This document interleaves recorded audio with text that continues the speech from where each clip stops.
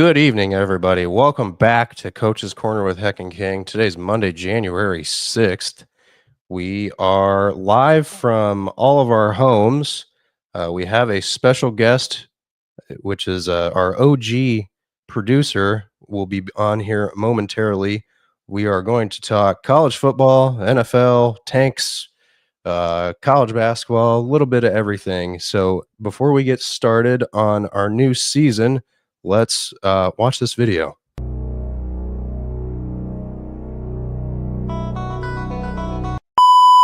Coach's Corner with Coach Heck and the infamous Coach Patrick King. You're stuck with me, man. I'm stuck. You are stuck with me. I ain't going anywhere.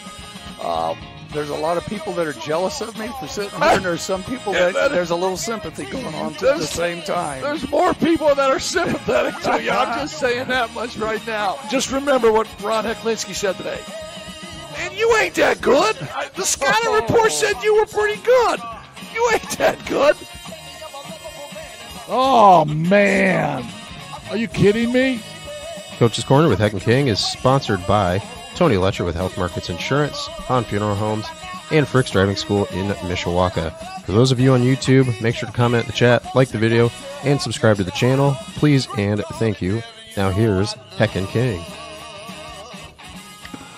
Yeah, so welcome 2025. Are you kidding me? 2025. I know, and we're getting older, I guess. No, so I remember, I think back to this. I remember when 2000 came. I was at a party, and everybody was always, they were really kind of concerned. It was called the YK or something, that everything was going to shut down and everything, and that was in the year 2000. That's a long time ago. Now it's 2025. That's a long time ago. I know the other day I was, before vacation, I was there at school at Elkhart subbing, and I just looked at some kid, and I for some reason, I said, "What year were you born?" He says, like, 2009. I know. Oh gee. And with me specifically, it's my birthday today. I know. Man. I was getting ready to say, let's take a look here. You got your nice hat on. Look at that. You got your haircut. Got my haircut. Got a nice hat. And it's your birthday. You caught up with me again. No, so are you 69? Yep. Something about that number, man. Yeah, that's our lucky number right now. We better just leave it at that. No, that's been my lucky number since I've been 12. Better just leave that at stop it. No, I said, Monica, come on, man. This happens once in a lifetime. I'm just saying, that was your chance. See, last night, it was her chance to be with you as the last time you were 6'8", and then today, it's like you're a whole different guy. Yeah, well, she can play make believe. Here's the deal: 69 comes along one time, right? You bet you for 365. It's not a league. Exactly. This show has now hit a new low, but we will pick it back up. Happy New Year! Happy New Year! And we are back. Unfortunately, we are not at Dorbin's old time tap because they had a little problem with a fire. Yeah, he had a little fire about 2 Mondays ago. Yeah, so we're in Pat's basement, and we're going to be here maybe for a little bit. Well, We're working on some other stuff, but in the meantime, this is not a bad deal. We're stuck down here in the man cave. There's no Monday Night Football on tonight, but we do have some college basketball we can watch here over our shoulder while we're going. Yeah, and so with the excitement of college football and with the excitement of what we have going on in our backyard here in South Bend, I have been finding it very hard to even get into college basketball. You're right. And to even start that process, because I know once I start that process of college basketball, it will be an ongoing thing till March. And the conference seasons have begun in earnest. Yes. This week is really the first full week of conference, basketball where, Big Ten's in action, Big East. That's the nice thing about Indiana. If you think about it, we've got all three big conferences right here in our state between Purdue and IU, Big Ten, Notre Dame, Big East, and Butler. It's in the Big East. In the Big East, what's Notre Dame? ACC? ACC. Oh man. Why not? Why not talk about Notre Dame? We got them all. North Carolina. You were at the game. Yeah. Oh boy. You were at the game. I mean, Notre Dame's 11 points down. They pick it up. They rally. They take the lead late in the game. Right. And Shrewsbury did a nice thing. He did the smart thing in the press conference afterward. He took full responsibility for the lame brain decisions that went on at the end that didn't happen. You're up 3 with 15 seconds left. What are you doing? You're going to foul. Do you let the other team even shoot a 3? Well, yeah. So let's replay this game scenario. Notre Dame has a foul to give. Right. Well, actually, with 20 seconds to go, they were up 1.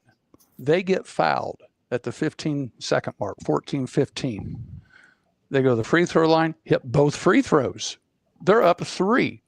They've got a foul to give and 2 timeouts.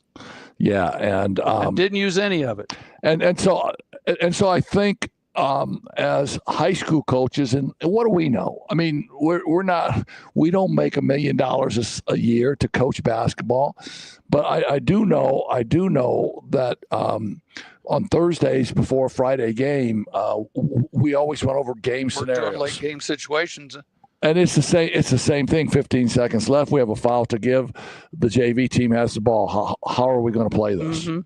I know. Well, we're going to play it as they bring the ball up the floor, and with 7 or 6 seconds left, as they're getting into their set, we're going to foul. The first pass, we're fouling it. Yeah, we're fouling the catch. And I'm not sure for me if it's the first pass, because maybe it's 13 or like 11 seconds when left. You get inside of 10 seconds. Yeah, once you get and so you go through this because you have to be careful that you're not going to foul someone and someone's going to attempt to get a shot up. Mm-hmm. So it takes practice to do that. We always had a call, and if we didn't have a timeout left, we always had a call. Some of those calls with the teams that I had, it might have been blood. Mm-hmm. Hey, blood.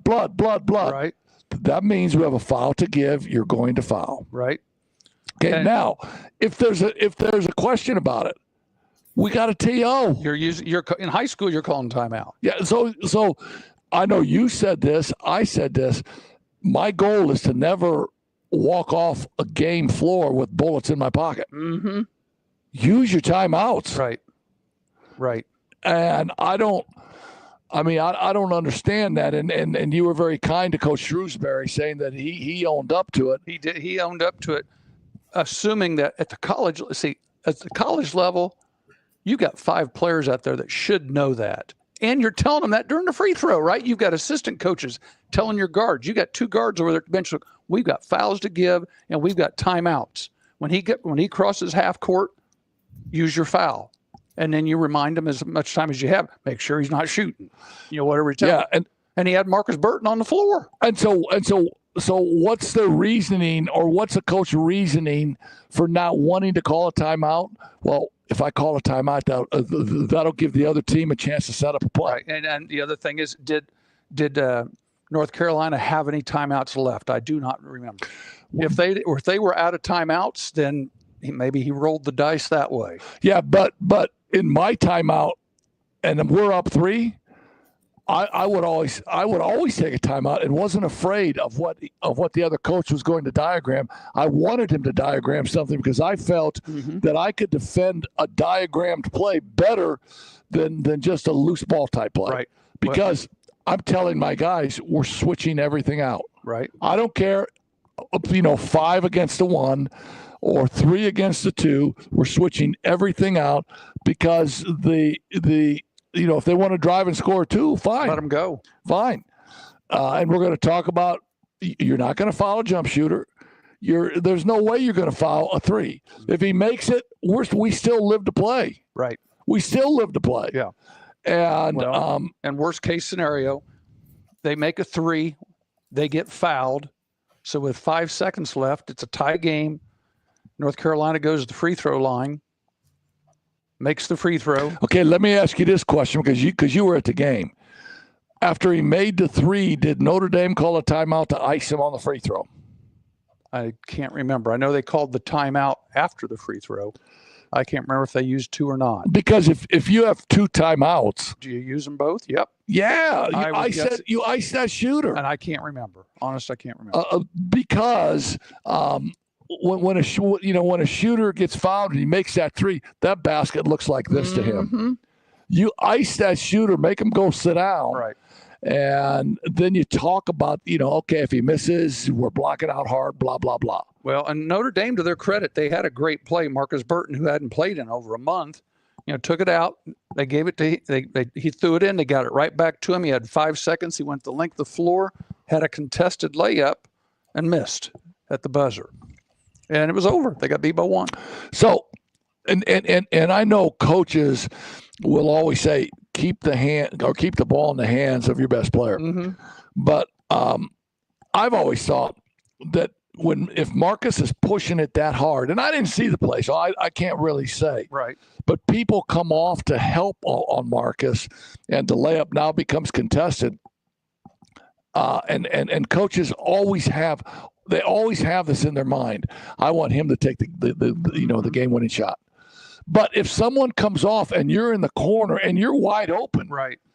I mean, your shot might be a better shot. Right. And you've got that mental clock going on that by time he passes Exactly. half court, you're down to three seconds, maybe 2. Is there time for a pass, a catch, and a shoot? Now, I believe the same thing happened in the Illinois-Oregon game. Or not that game. There was an Illinois game where the guy went the length of the floor, and a big man could have stepped to help, but he stayed off. He stepped and then stepped back as a help and recover, thinking that they were going to drop it off to his big man that he was guarding. And the guy went in, shot it, made it. Yeah. So there's that double-edged sword now with the 3-point line. It's really, you just wonder, why doesn't everybody just collapse or run zone, collapse, and then adjust to what happens? But you got to stop the ball. Nobody stopped the ball. Or play in Notre Dame scenario, play from outside in. Mm-hmm. I mean, get on top of the 3-point line. And if they're gonna backdoor you, if they're gonna score at the rim, let them score at the rim. Well, you've got to have a spy on Marcus Burton too. Yeah. There's got to be somebody that's a floater that when he breaks, contain, and he's coming down the floor, somebody's got to show to slow him down and make him give it up. Yeah, and so I mean, it not only happens at the college level, mistakes like that happen at the next level too, at the professional level. I remember many years ago when I believe the year after Michael retired, Scottie Pippen was playing, Tony Kukoc was playing, and I don't know, like maybe 2 seconds left, 3 seconds left. Phil Jackson, and the Bulls are down a couple. Phil Jackson, draws up the play, and the play's going to Tony Kukoc. And Scottie Pippen says, "What?" Yeah, and takes himself out of the game. Uh-huh. That takes himself out of the game because he was not anointed to take the game winner.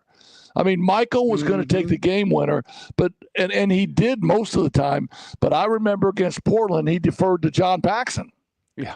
Paxton's man. They let him make those decisions, didn't they? And Paxton's man came off, and Michael didn't force it. He kicked it to Paxton for the open J. Well, and I'll give you one more, and then we'll move on. Think about Notre Dame way back when. The first thing I think of is Danny Ainge when he was at Brigham Young. Danny Ainge, coast to coast. He went coast to coast on Nobody Notre Dame stopped in the tournament. Yeah, and nobody stopped him. No big came up to make him, make a tough shot. And that might have been before the 3-point line. Yeah, so there are just several things there, and it was always big to say I am not leaving a game with timeouts in my pocket. Right. And I don't care if the other coach diagrams a play. I want him to, because then my switching and all of that stuff comes into play. And I know, I know you were a big proponent of late game scenarios. Right. We worked a bunch on those. Yeah, for sure. Yeah, and so to be able to cover that and say, okay, I feel really good about my guys, or hey, I'm not really sure. Give me a TO. Mm-hmm. Give me TO, and I'll spell it out to my guys at the 10-second mark. If they're not in the act of shooting, go ahead and foul them, or the 8-second mark. Right. But yeah, that's Take a your really chances. tough deal, and the tough deal that comes out of it is that I mean, the crowd was great. Oh yeah, It's a sellout. had a huge crowd. It was a sellout. And the men have had issues during December of getting people to come to the games. Yes, and so the comment was made: Are people going to come out again? I think they will. Well, I guarantee you, if Notre Dame wins that game, there's that old thing called momentum. Oh sure. Well, now they hit the road. This week they've got they've got 2 road games. Wednesday they go to North Carolina State, and who knows? I don't know if they'll come home or not because they turn around on Saturday play at Duke. Yeah, but I mean, I got to ask my brother Donnie if his band, the Black Sedan Place, hit the road jack. Hit the road jack. Hey, did we play any Black Sedan tunes, Scotty? Not yet. Yeah, there was on the video behind the video. Yeah. Hey, so we got to bring in our 2 guys, Scotty, our producer, and Johnny Be Good Overmeyer. Johnny, how are you, man? Happy New Year, guys, and heck, happy birthday. Yeah, I know. I'm at that. It's a rough age for me today, 69. Yeah, I heard all of that while I was waiting in the studio there in the green room. I was waiting, and I heard all that. So. Yeah, you turned it down so your wife couldn't hear him. Right? Yeah, my wife is not home right now, so it's not a big problem. Good. You're safe then. Let's talk about it then, man. You guys were on such a roll. I didn't want to mess with anything. Yeah, no, exactly. Everything is good here. John, did you have a good Christmas? Had a very nice Christmas. A lot of relaxation time, and then New Year's was very interesting. We decided to go to the Sugar Bowl. I heard that. And so I think it's the perfect time maybe to slide into a little bit of Notre Dame football. But here's the question. And so when the news broke the following day at 3:15, this happened, blah, blah, blah. I thought to myself, I don't think Johnny Be Good is out at 3:15, so I don't think I got to worry about him, right? Well, that is true. It was kind of funny because we were driving.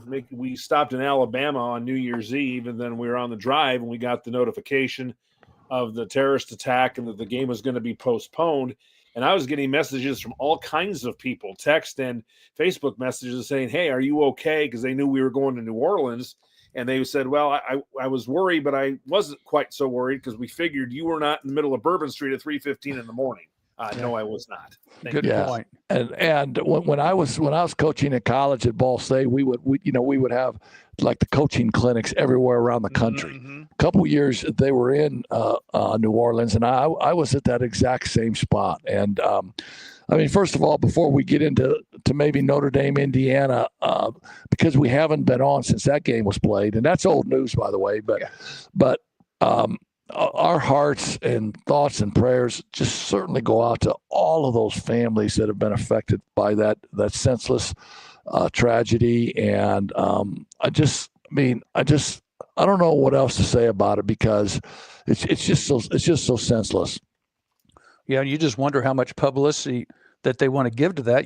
Right now they're having funerals, but you don't see that on the news. And they have given the people privacies of that, and they're still trying to figure out some of the investigations and stuff. But John, you weren't even in town yet, were you? You were still on the way down there. Yeah, we were still on the drive when we heard all of this. But it was interesting when we pulled into the hotel. You could really tell something had happened because there was a police car in every single block downtown. I bet. And we stayed there right downtown, about a half mile from the Superdome, right near Tulane Hospital and some of the Tulane University stuff that's downtown. And every block that you looked, there was a squad car of some kind, either New Orleans police, county police, Louisiana State Police. There were FBI agents walking around trying to secure the downtown after this all happened. Obviously, Bourbon Street and Canal Street were all blocked off. People were sequestered in their hotels that were down on, staying in hotels on Bourbon Street. It was just really interesting to come in there and see all that security that was there, but still the vibrancy of the town of New Orleans and all the stuff that was still happening, even though that had been hit by that terrorist attack that killed those 14 people.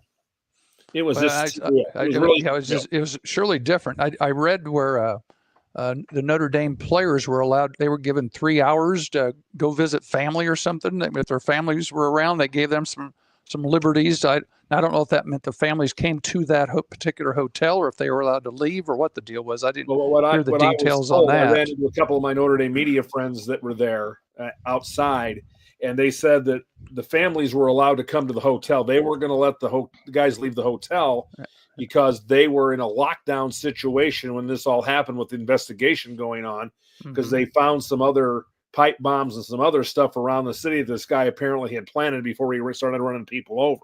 Right. So they locked the players down. They did let the families come, and they were allowed 3 hours to visit with family before the families were asked to go back to their hotels or wherever what they were doing. But yeah, they were in lockdown mode until game day. Yeah. John, how did you get the tickets? Well, it's real interesting. We once Notre Dame beat Indiana, we started thinking about, maybe we want to go to the Sugar Dome or the Sugar Bowl in the Superdome. Well, we saw the prices of tickets, and they were ungodly high. And I thought, I'm not going to do this. I'm not going to do this. So we sat around at Christmas time, and my son Josh, Coach, you guys know my son Josh. Yes. He's about 7 foot, isn't he? Ticket prices are going down. They're going down. Maybe we ought to consider this. I said, Josh, you got to consider hotel. You got to consider this. Got to consider all that. So we're doing a basketball tournament over at Northridge the Friday and Saturday after Christmas. We're on our way home from Northridge on Saturday night. We stopped to get something to eat, and he says, the tickets are really good. It was like $100 for the first level, which is the plaza level, which is the first level from the field, $160 a ticket. Man, that's not bad. And that wasn't bad. He said, well, you think I can convince Mom? I said, well, you're going to have to convince Mom when we get home. Now, that's between you and your mom. So I dropped him off, and I went and got something to eat with some of my Penn friends. I came home, and they had ordered the tickets, and they were looking for hotel rooms.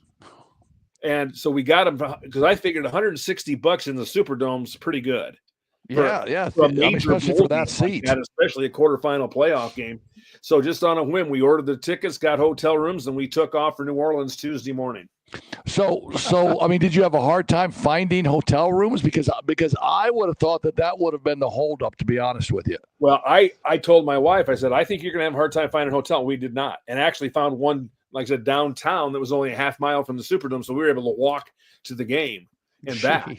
That's nice. And what was really interesting is that we made a 2-night stay because we decided, the game's at 8:45 Wednesday night. We're not going to get back to the hotel midnight, 12:30. I don't want to get up 6, 7 o'clock in the morning, start heading home.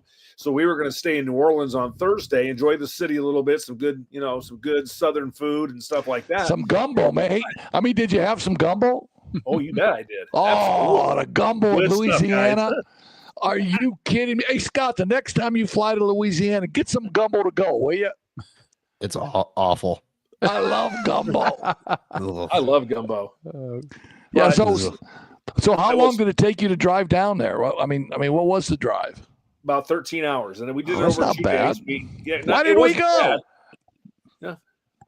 You could go 13. Well, my wife doesn't like that idea, so we stopped in Alabama the first night, then drove through. And then, as Pat knows, when we came back on Friday, we stopped in Bowling Green, Kentucky at Western. And I didn't get a chance to go to the Corvette Museum, Pat, but I told him to stop at the Corvette Museum. That's a great place. That is a we great in Bowling place. Green, Isn't that the one that sunk? Saturday night. Yeah, that's the one that part of it sunk and it had a sinkhole in it. Yeah. And they've got a test track right across the street from the museum where you can actually drive a Corvette on one of their little racetracks there. Yeah. Really kind of cool.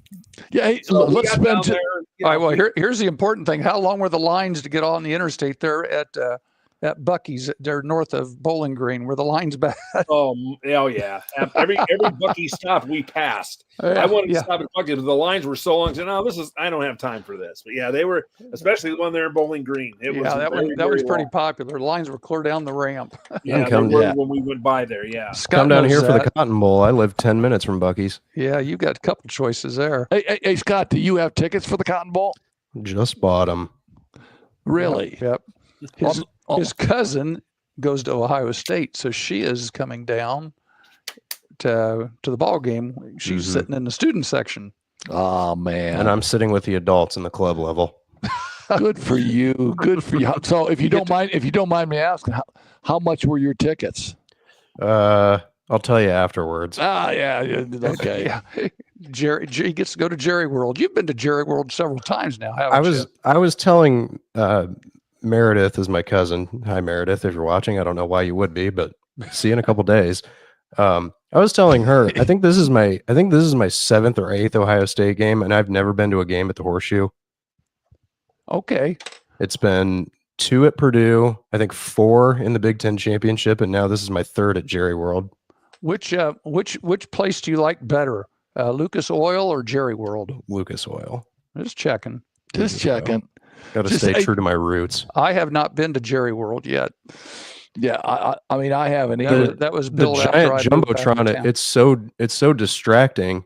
Unless you're like actually like field level or in the hundreds or the 200 section, it's very easy to ignore what's actually happening on the field and just watch the screen. So it takes some discipline.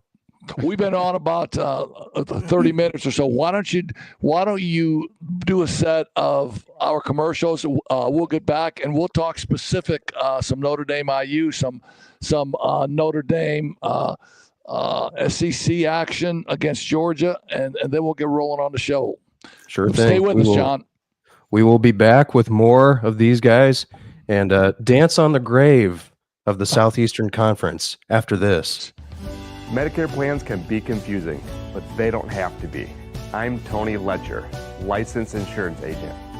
I can help you compare your options because I'm appointed with many nationally recognized carriers. With my help, you can find the coverage that fits your needs and budget.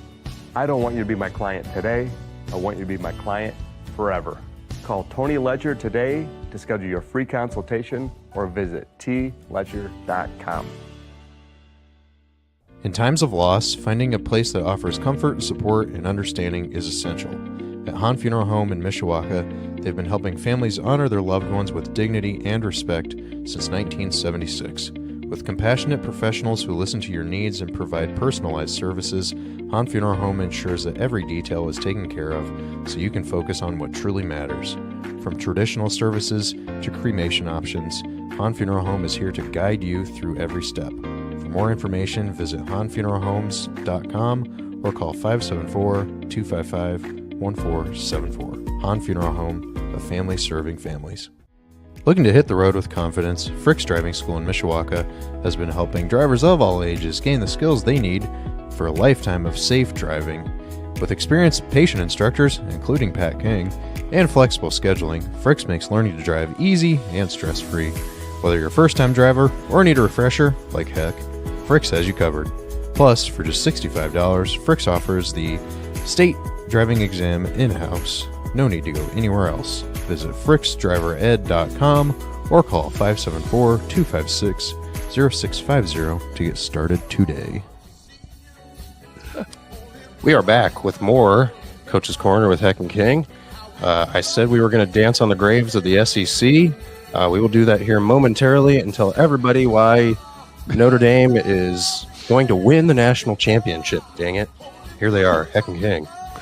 Welcome back on this beautiful January 6th evening. A little cold here in South Bend, but fortunately no snow like they have in Central Indiana. We've only got maybe an inch or two at the most, and it's disappearing. Central Indiana got thumped, and Southern Indiana has got iced in. Yeah, and so in the Catholic religion, and Scott, you will know this. January 6th is always known as the Feast of the Three Kings.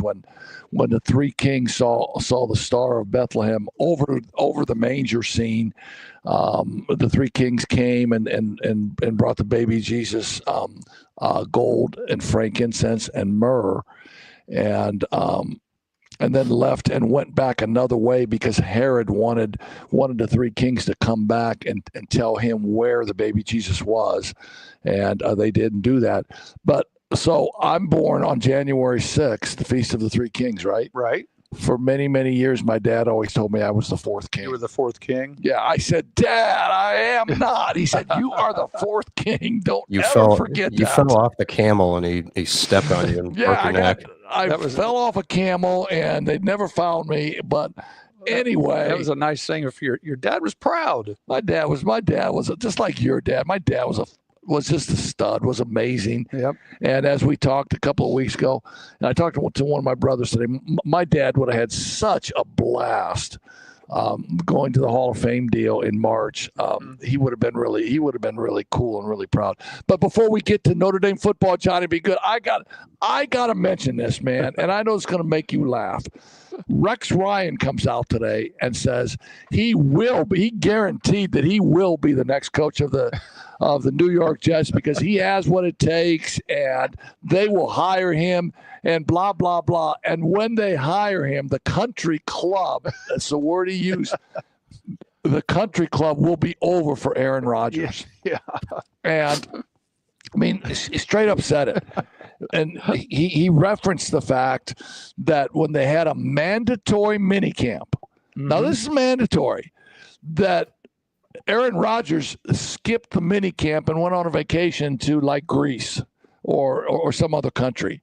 And I thought he went to Mexico to do his ayahuasca. Could have been, but he went on a vacation. He wasn't there. And Rex Ryan was appalled by that. He said the country club is over when they name me head coach. What do you think about that, Johnny? Never happened. You don't think he'd get it?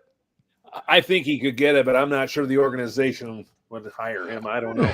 Why don't you go after one of my Detroit Lions coaches? Go after Ben Johnson. He might be available after the Lions. You know who's going to get Ben Johnson, right? The Bears. The Bears, yeah. I was I thinking just saw about the Bears. The Bears just requested to interview Mike McCarthy. Yeah, and that's because of the interviewing process. You got to interview 6 people. 2 of them got to be minorities, so you got to interview somebody. But I heard this stat today, and all of the people that said that the Bears, we should have never got rid of Justin Fields.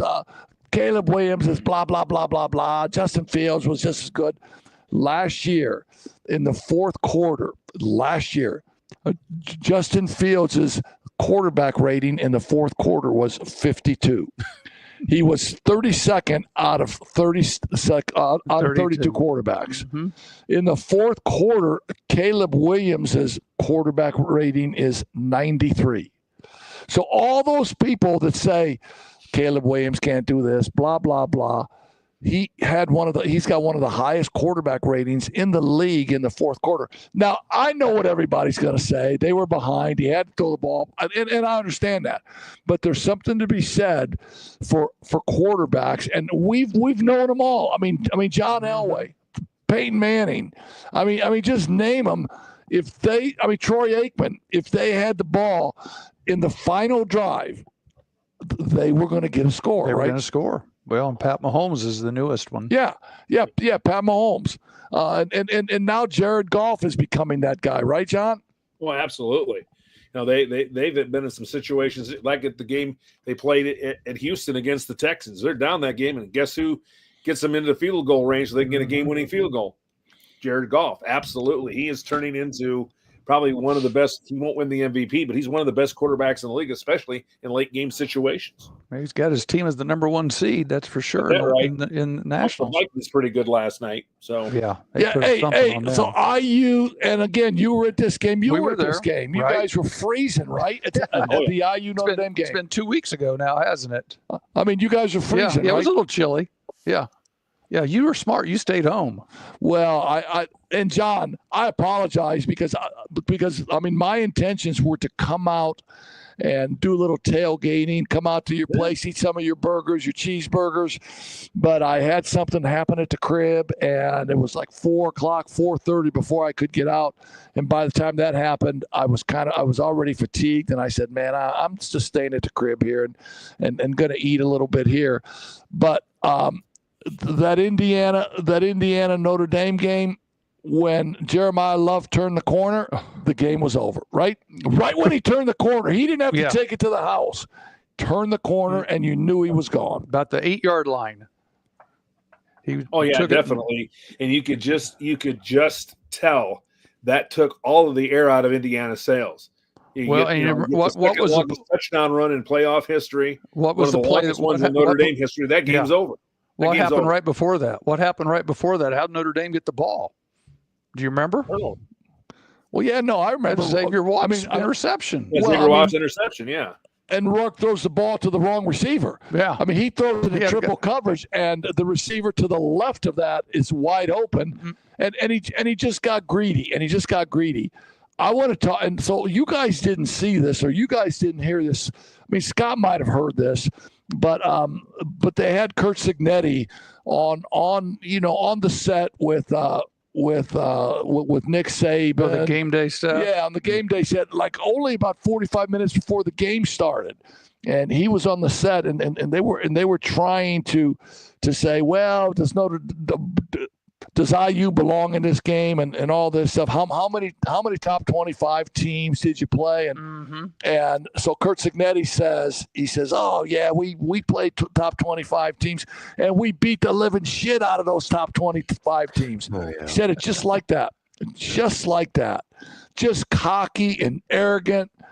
And so he was an Well, you know what assistant. the score of that one top 10 game was, right? Which one are you talking about?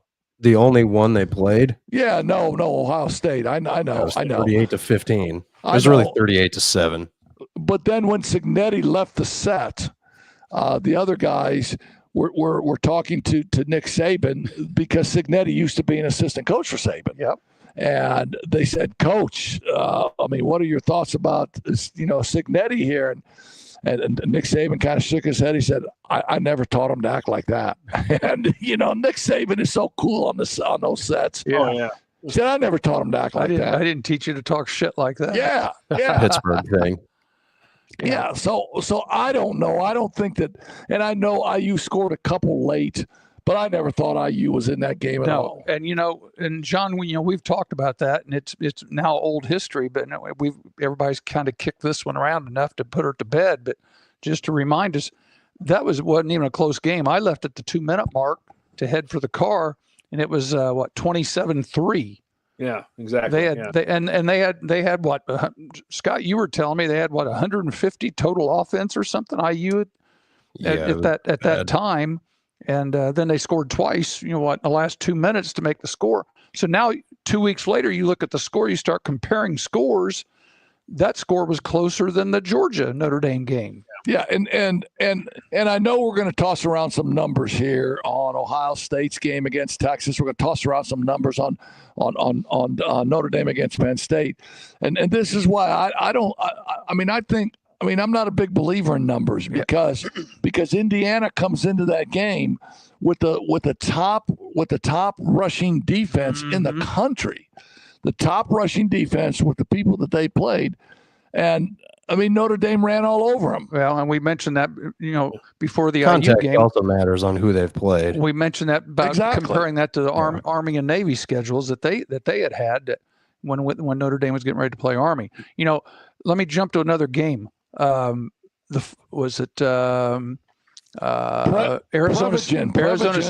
State. Oh, Magic Mind. MagicMind.com, promo code Coach's Corner 20. There you go. Thank you for throwing that in there. Okay. Arizona State. And what was the running back's name? I don't remember, and I don't care. Damn Scattaboo. Scattaboo was he was fun to watch, wasn't he? Magic Mind, folks. Just look it up. That game went overtime. That was fun. It's a great game. And Texas was one play away from losing. In the first overtime? They're at 4th and 15. Yeah, Quinn. And they throw a touchdown. Yes. They were an incomplete pass away from from being finished. Now here's the other thing, and I want you guys to see if you've read that. That field goal that Arizona State kicked that was deflected. It bounced. And it bounced over. I've been doing some reading, and I don't know how much of this is true, but that field goal, there's an argument that field goal should have counted. It can, if it's deflected at the line of scrimmage or behind the line of scrimmage, it is still a live ball, and it took a Super Bowl bounce down there at the end zone, and it actually bounced over the crossbar as a bounce pass. All right, but it had not been touched. So I need some people. I don't know if anybody's listening right now. Do some research, because supposedly, if they would have counted that, now why wouldn't the rules people have known that? Why wouldn't that have gone to the replay and somebody would have said, hey, that should have counted? Because There is no rule like that. That's Pat. what I want to know. Pat, I'm just asking. can we go to a commercial and I'll I'm take just care of asking. Pat I'm over here just for a minute? asking. Can we go to a commercial? I'm just asking. Well, There was some obviously- controversy in that. Obviously, if there's a rule, then they would have stopped it and done it. They've gone to, they've asked they've asked the NCAA. The The IHSA, yeah, I'm so happy. They said, yeah, that ball bounces over, and no one touched it. I mean, I got nothing for you. Pat. I got nothing either. I'm asking. I got no magic mind, smart ass comment for you, Pat. I'm just saying. John, Texas John, wouldn't get please- their home game. That was a John, fun help game. Me here. John, help me here. That was a fun game. Help me here, John, on the bounce for the field goal. That was a fun game. Oh, John, you muted yourself. I don't know why. Okay, Man, here- I've we never go. heard of a rule like that ever. I never had either. I don't just think assumed that's a it didn't rule. count. Now I've heard of this rule where if you catch a punt or if you catch a kickoff and you fair catch, then you have the ability to kick a field goal right there with no Yeah, defense. that's been a rule forever. Yeah, Yeah, with that- no that's a defense.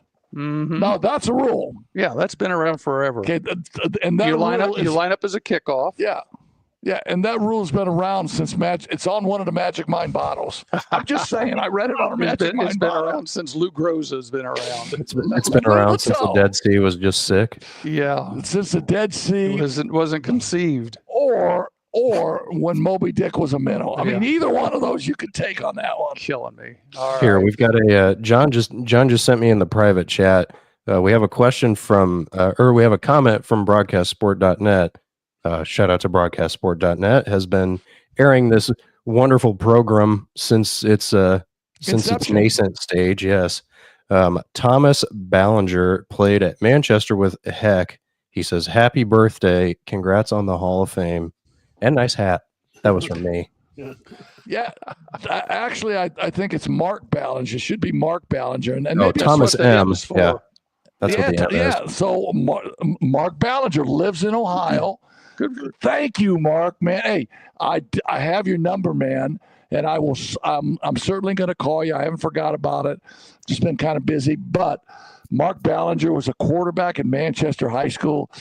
He was a stud, man. He had back in because he was a year older than me. 1973. He had the coolest Fu Manchu mustache I have ever. He had long blonde hair, looked like Butch Cassidy and the Sundance Kid, Yeah. and he had a Fu Manchu mustache. Now, Mark, comment on that and tell me I'm right about that, man. Mark Ballinger, a complete, wonderful athlete and great guy from Manchester College. Had a Raleigh Fingers mustache. No, it was a Fu Manchu. Oh, the Fu Manchu. Yeah, Oh, no, and it wasn't filled in. It just came down to the sides. Okay. A really good basketball player. And that year, we were one game away from going to Kansas City for the NAIA championship. Anyway, Sounds like you choked. we got beat by Franklin College. College, and Franklin College had the great Steve Austin from South Bend Adams. Right. Really Stone good Cold? player. Really good player. What? Stone Cold Steve Austin? No, but Steve Austin no. Steve Austin. was the head coach at St. Joe and Concord. That's right. Great guy. So now let's move up a week. Okay, let's move up a week because now we're going to play the SEC. And We're when gonna dance on the grave. when Notre Dame has played the SEC in previous years, it has become painfully obvious to us South Benders that Notre Dame was always, without question, Pat, the least athletic team on the field when they either played Clemson, when they either played Alabama, when they played SEC competition, but not this time. Not this time. Being a step slow would be being nice Yes. back then, Yeah. for those previous games. This time, if you think about it, they've got some players. They've got some athletes. And the one thing I mentioned to you before we got started was Notre Dame not only out-athleted, I said it properly that time, We're good. out-athleted, they also, I think, they bullied that team a little bit. Yeah, I think they did too. So I mean, you always talk about depth. Okay, So Riley Mills, a first-round draft pick. I got to think. In the interior defensive line position, hell, the Bears could have used him this year. If Riley Mills comes out, he's going to, and he is coming out. He's going to be a first-rounder. He doesn't play, Right. So they just move the Rubio kid in who was injured. Mm-hmm. They move him in. He's playing behind or beside Howard Cross III. Right. Now, Howard Cross III gets hurt. He gets hurt in the fourth quarter, And I they believe. bring in Kurt Heinisch, who gets the game-winning sack. Yes. And so it's called depth. And the one thing that I believe that Marcus Freeman has done, two things he's done, okay? And I want you guys to comment on these on these comments I'm going to make. He's hired great coordinators in all three areas. Special team, he hired Biasucci. He hired Mike Denbrock on offense and Al Golden on defense. And then he's recruited athletes. Fire away. I think NIL has a lot to do with that, because people that didn't used to be able to come to Notre Dame have suddenly started coming to Notre Dame. Now, maybe it's because the pocketbooks become available, because, the academic standards have stayed the same. So, but they've got athletes, and they keep coming with athletes. I mean, they've got a lot of people that are going to be pros. Athletes in depth. Yes, I agree. And they've been taught, they've been coached. And I think that was very evident too. And you can tell that from the comments that the players make. They've been coached even what to say to the press, which is pretty normal, but it comes out a lot more freely from all the players. But you go down the line, look at the injuries they've had this year. And John, you can speak to some of this as well. Offense and defense, both sides of the ball, they've had plenty of injuries, but they just keep replacing people. It's next man up. And you'll hear Marcus Freeman talk about that. You'll hear Al Golden, and you'll hear, Mike Denbrock say, hey, it is the next man up. It's the mentality that they have, and they've developed that culture. And I think one of the other things Notre Dame has going for them is speed. I think they have recruited speed. You look at that kickoff return right after halftime. Yeah, the guy's a transfer from Marshall, but, they have to go find him. and I think on the defensive side, when you're looking at the two defensive ends, they're going to be pass rushers. They really bullied that left tackle of Georgia. He had no chance. None. Oh, my goodness. Because of the speed of those defensive tackles to get after the quarterback. Gunnar Stockton, that one strip sack that happened right there in the second quarter was right down in the end zone we were sitting. And I was actually sitting next to a Georgia guy, and he said Stockton has no clue. He has no clue. He can't handle speed. He holds the ball too long. He's not very mobile. He just showed a little bit. But the speed Notre Dame has done on both sides of the ball has really helped them as well, besides the athleticism. Well, and something else against Stockton. I mean, Al Golden was giving him one pre-snap look, and then post-snap, it was another look. And when you're playing a younger quarterback, that's really tough, because it takes you off of that first read. Right. Once you get off of that first read, and then the pressure's coming, then it's a different game. Now, I heard both of you guys talk about the next man up principle, right? Well, so the next man up, and I know, Scott, you've always known this because you root for Ohio State, but the next man up is a four-star guy. Won the national championship with a third-string quarterback. Yeah, it's a four-star guy. It's not a two-star guy anymore. It's a four-star guy, and it's a young guy. And I mean, hats off to Marcus Freeman and his recruiting philosophy, and then B, his ability to go and close the deal. I mean, I've had people tell me that when he walks in the house, they ought to call him, Mariano Rivero, because he's a closer. He's a closer, and he's a very polished individual. He's a very family oriented man, and hats off to Notre Dame. And I don't know. I mean, I can't answer this. Would the president of Notre Dame, get in touch with our show here tonight? Have they loosened the academic standards? But I don't know that. I don't know either. You hear the players about saying it's still a tough place to be because we have, the demands here at practice, but we also have those demands in the classroom as well. And that brings up a great point because the night before they played IU, 6 of those guys had to take multiple final exams. on the Thursday of the day before the game, the night before, Notre Dame readjusted their final schedule so kids could stay on campus to watch the game. Mm-hmm. 6 of those guys, including 5 starters, had to take multiple exams on Thursday and had to miss some of the walkthrough because of the way their schedule was set up for finals. So yeah, it's difficult. That's new information. I did not know that. Yeah. One, without jumping off on another tangent, because I want to stay with the ball game. But one thing I want you to think about too, all we've heard now from all the talking heads with the SEC, and Scott's talking about kicking the SEC. The SEC has lost their depth on their teams, and that's one of the things they've talked about. And I just want to bring it up. I don't want to get in too much detail, but a lot of these people now, you look and see where the transfers are going. And which teams right now are already talking about transfers? It's the SEC teams and how many kids they're losing, how many kids are having to go find, because kids in the SEC, they go to Alabama, they go to Georgia in the ACC, whatever it might be. They go there to play. And like you've made jokes, if I'm not playing, I'm not staying. No, that's not what I said. I said, if I ain't playing, I ain't staying. There you go. It sounds a little better like that. Well, I was trying to show some English. My English teacher might be upset with me. But the whole point of it is, a lot of those guys. And then I said, okay, it was not only playing, but I told Coach Wolf that's at Manchester College, and Mark can attest to this. I said, if I ain't starting, I'm departing. If I ain't starting, I'm departing. But a lot of these started the next game, man. So a lot of these teams have been stockpiling players. Like you said, second and third string players that are willing to sit on the bench at Alabama because it's Alabama. Well, now they're not. Now they're going to Mississippi. Now they're going to other places. They're going to Clemson, not Clemson, because Dabo doesn't like the portal.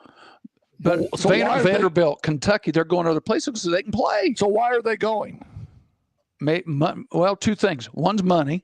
Cashish. Second, cabbage. Second, they know they're going to get minutes. Greenbacks. They're going to get their minutes. Yeah, but so that's not that much of a shock to SEC, John, because SEC been paying players all along anyway. Well, and that's a great point, because on my way home tonight, I was listening to College Sports Radio. I like to listen to that. And they had Jimbo Fisher on there.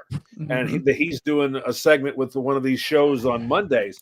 And he says the SEC's been doing this for years. They've been stockpiling players for years. Sure they have. The NIL, even though it's kind of rather new to a lot of these other schools, the SEC's been doing this for 10, 15 years. It just wasn't, brought to people's attention. And you're right.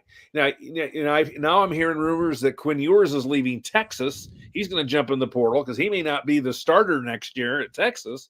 And where's he going to go? They're saying he's coming to South Bend. There's 5.3 million reasons I heard he's coming to South Bend. And Johnny, be good. I heard that too. And as soon as that comes out, Steve Angeli's transferring to Manchester College. I'm going to leave Manchester College to Hoosier Buckeye Championship. There you go.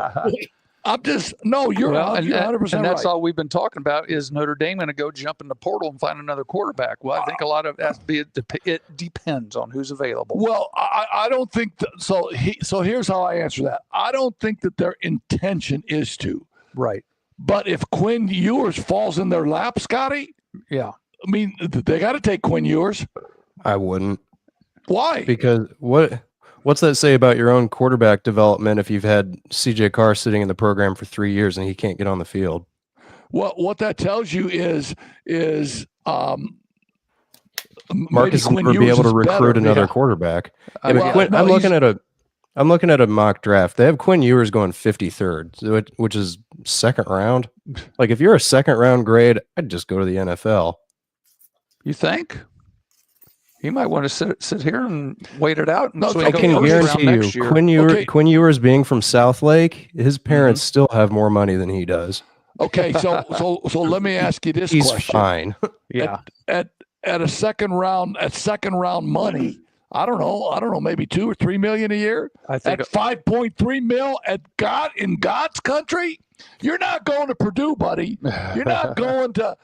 You're coming to God's country, right? Come play for Notre Dame. Yeah, the region, God's country, man. Notre Dame. That's all you got to tell him. I know. Touchdown, Jesus. So, John, give us a little bit more. What did you hear when you were at the game? What was going on in the second half? What around you? What were people saying? What was the feeling in the crowd? Was there a chance that Georgia was going to be able to make a comeback, or did it look like an ass whooping like we saw on TV? It was interesting. I was talking to some people at halftime, the Georgia fans, and they said, we weren't ready for this. This is an old-fashioned ass whooping. We were not ready to play. And the one comment I thought was really interesting, the guy I was sitting next to, he says, the bye killed us. We haven't played a game since the SEC championship game. So they basically had to sit there for 3 weeks and not play. Notre Dame, played and then got so they kind of kept a normal weekly routine of practice and all that. Right. Georgia didn't. Georgia wasn't ready to go. And he said, we're getting bullied. He used that word. He said, we're getting bullied by a better team. And this is a pretty good, staunch Georgia fan.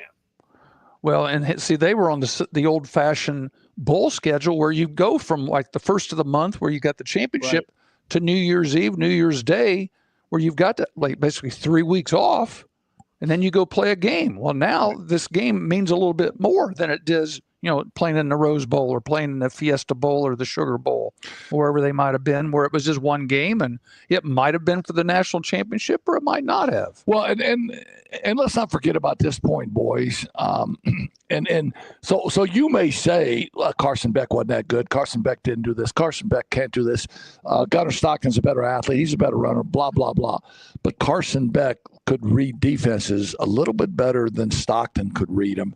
Carson Beck might have been able to get his team in and out of plays better than the rookie could, because the rookie was going to call what was signaled into him.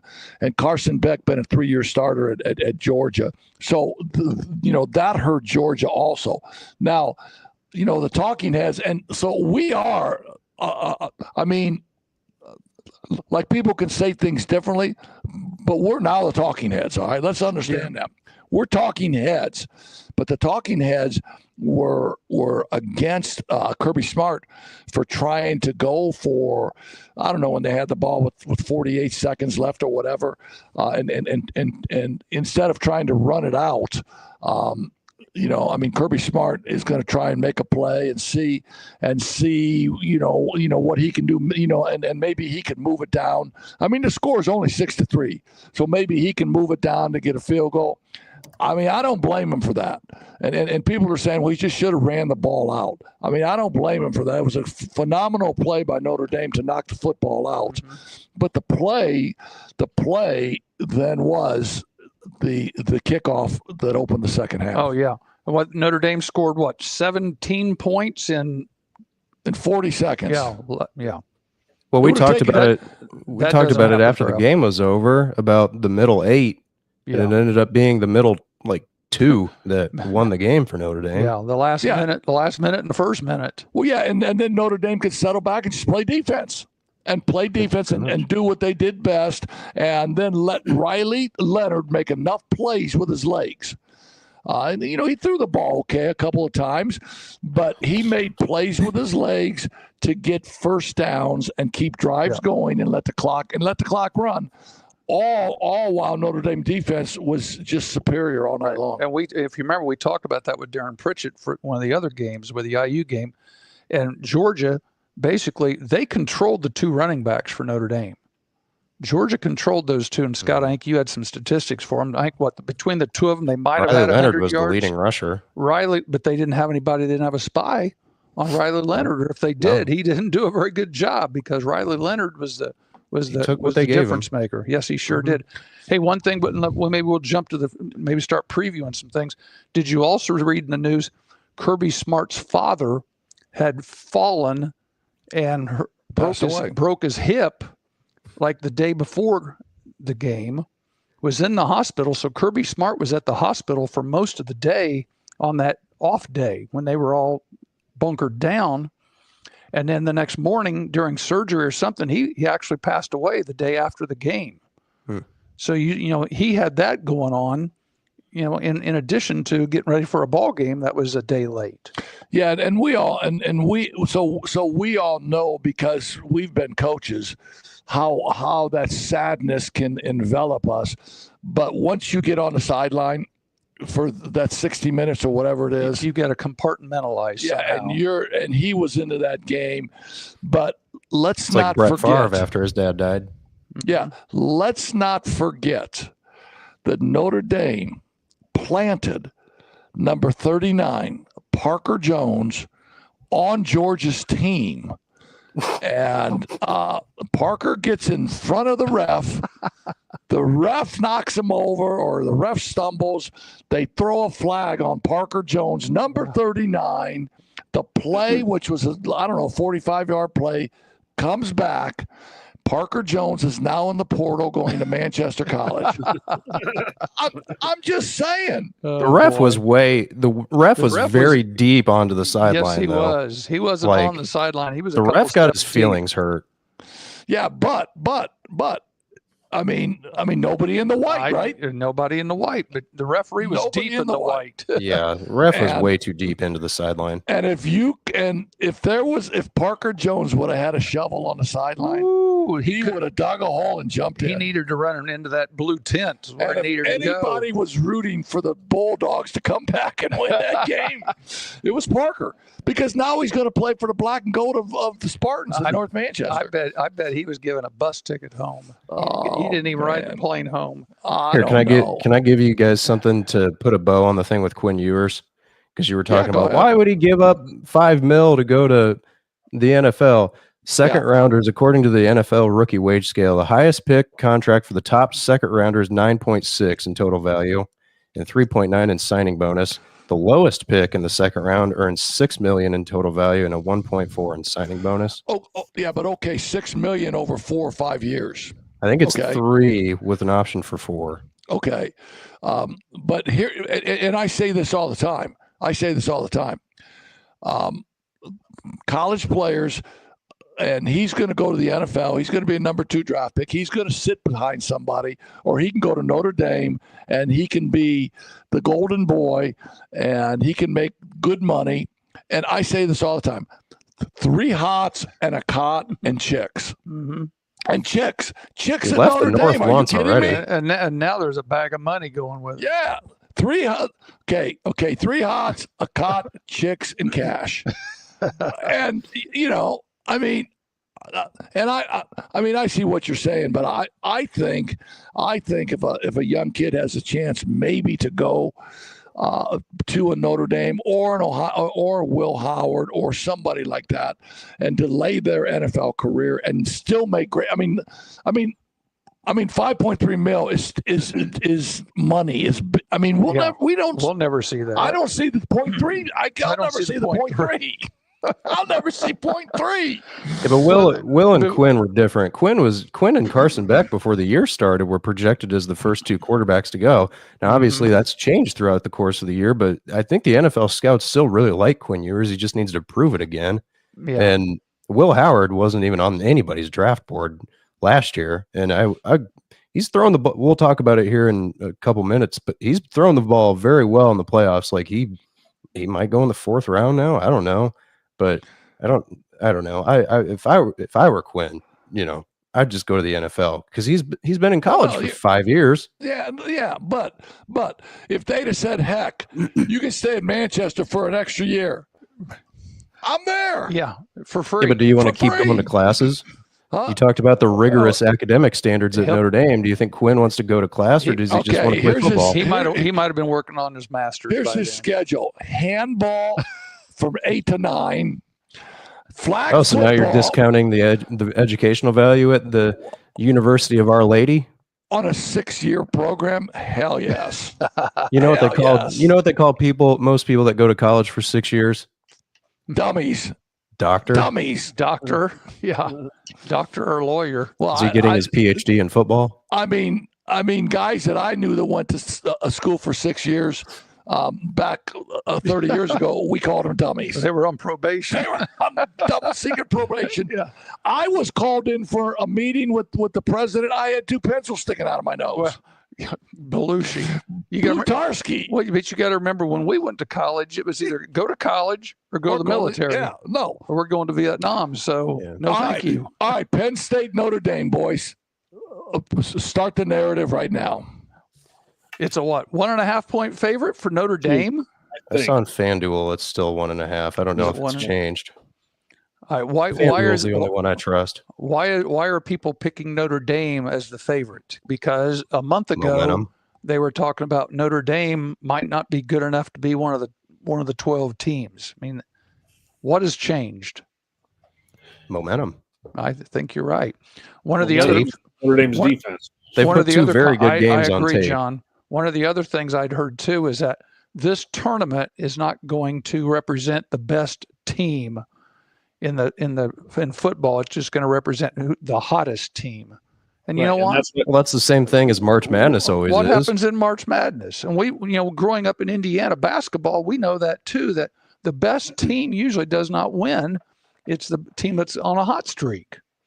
And right now, we always talk, Heck and I, you want your ball players in basketball to be playing their best basketball in February. Look at Scottsburg last year in the 3A boys tournament. Yeah.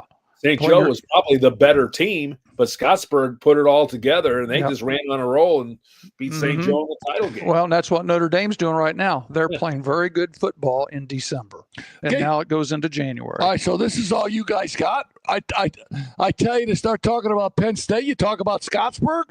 This is all you guys got. You got numbers Frame of here. reference. You got numbers. It's a point of reference. Magic mind, coach. Here's the thing I'm thinking is what is different about Penn State compared to Georgia?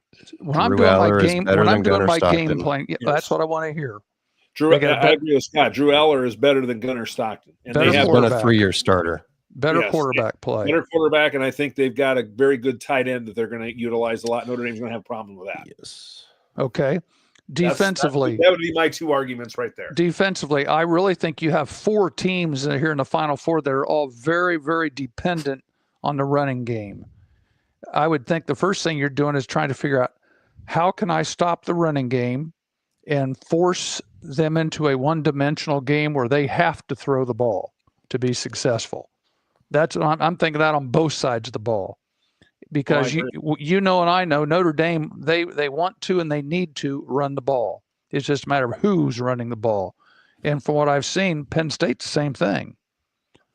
Pretty much, yes. The key is Penn State, let's measure. Notre Dame has played IU and Georgia.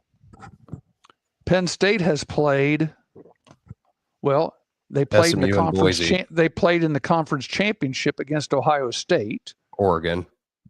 Or against Oregon. Then they turned around and had to play Boise and who was the other team they played? Texas. You're getting there. SMU. SMU. That's right. SMU first and then Boise.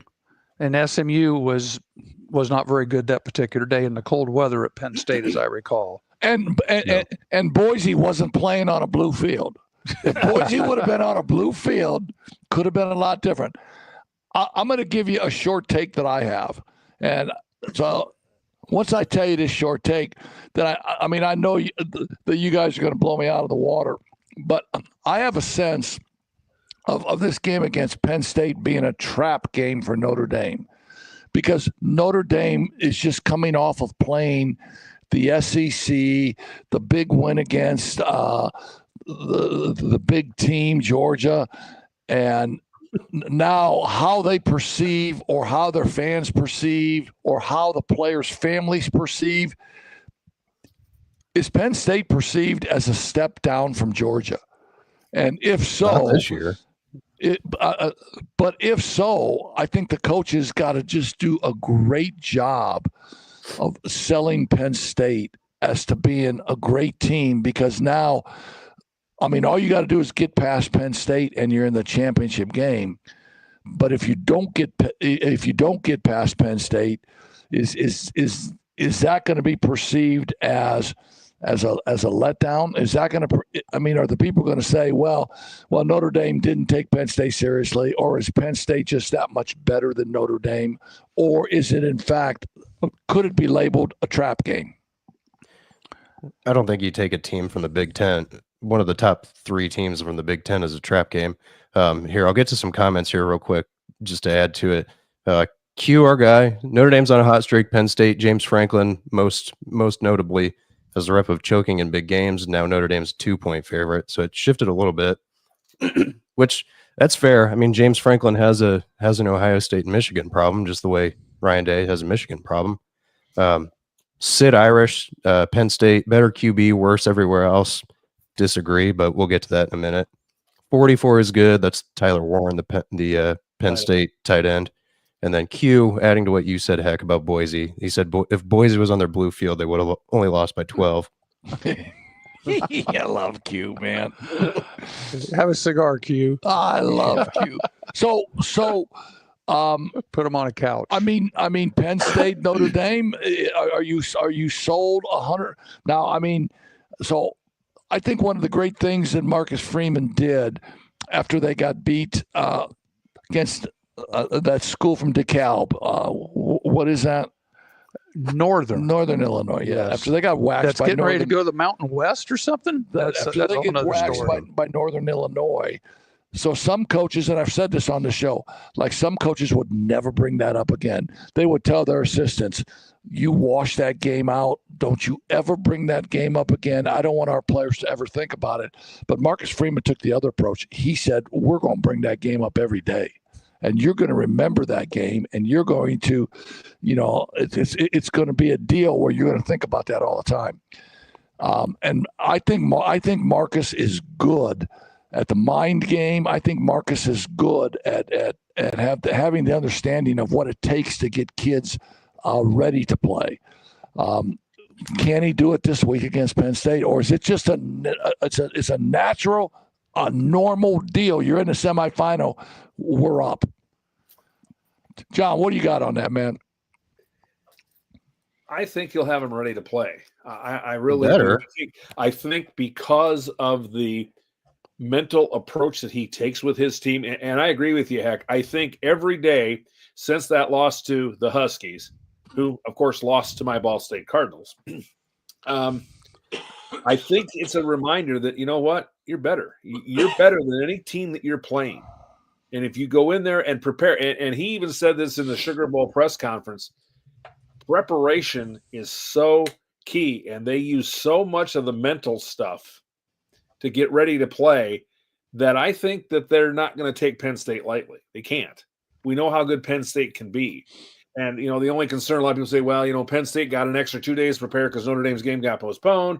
Now they're playing Thursday instead of Friday. And there's all that chat about, well, those 2 semifinals should have been switched, so forth and so on. I think Marcus will have them ready to go, and they're peaking at the right time. They'll have a great game plan in there. And, of course, one of the offensive linemen, I don't know if you saw the video of this in the Sugar Bowl. He was talking, the captain of the offensive line, Pat Coogan, did a pregame speech with his offensive lineman and said, remember who you're playing for, God, country, and Notre Dame. It's Our Ladies University.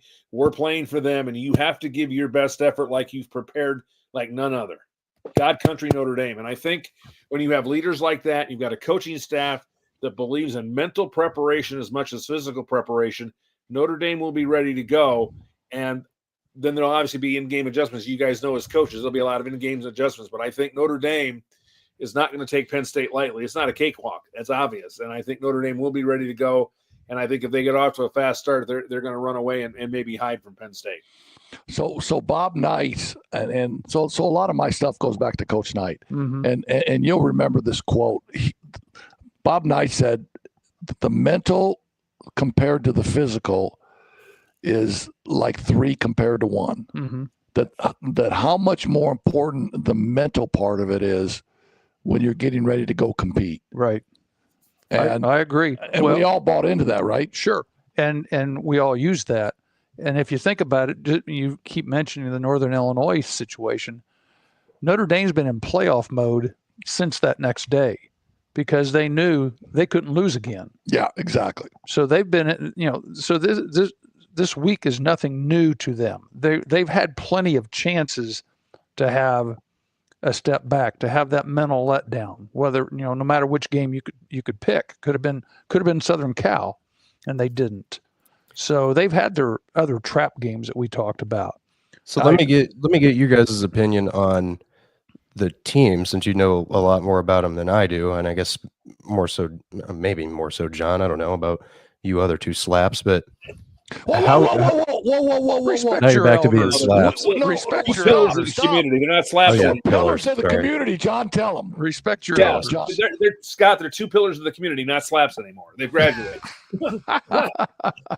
How confident are you guys in Anthony Knapp and Emil Wagner with Abdul Carter and Denai Dennis Sutton on the other side? Because Abdul Carter's I saw him earlier. He's right now slated to be the 7th pick in the draft, going to the Jets. Leads Penn State with 11 sacks, and Denai Dennis Sutton has 6. How are Notre Dame's tackles? These are the original starters, aren't they? Or are they the replacements? Yeah, they are the original starters. But I will answer it before your father, your father, who you would never call your dad a slap. Okay, you would never. Oh, that's too nice. I will answer that first because I will say this much. I have all the faith in the world in Mike Denbrock, the offensive coordinator.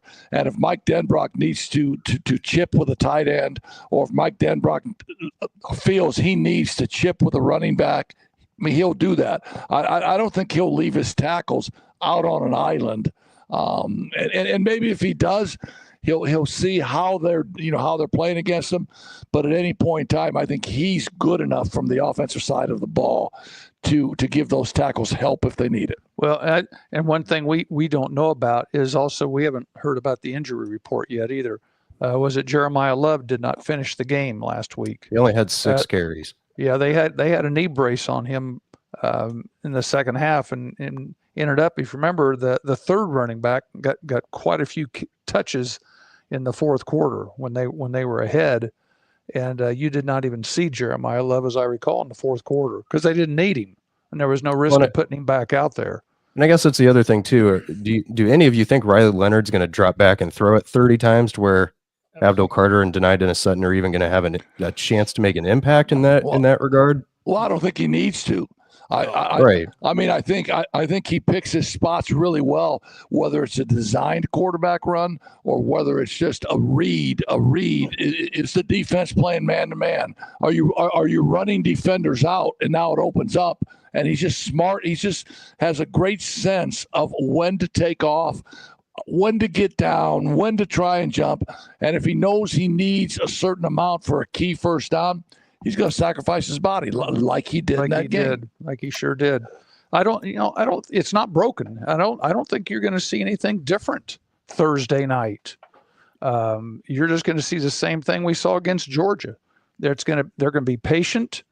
If you think about it, like you said, the first half was a very low scoring game until all of a sudden, they got that fumble. Yeah, they got the breaks. And the breaks happened. So they just hung around, played field position, and then all of a sudden they gave the other team a chance to make a mistake, and they took advantage of it. And I really think that's what's going to happen this 7 week. men in the box. Well, I mean, it depends. It depends, and I think Mike Denbrock is a good enough coordinator to read how many they do have in the box, and if you got to take a deep shot or two just to get the double or the 2 safety look, I mean, I think he'll do that.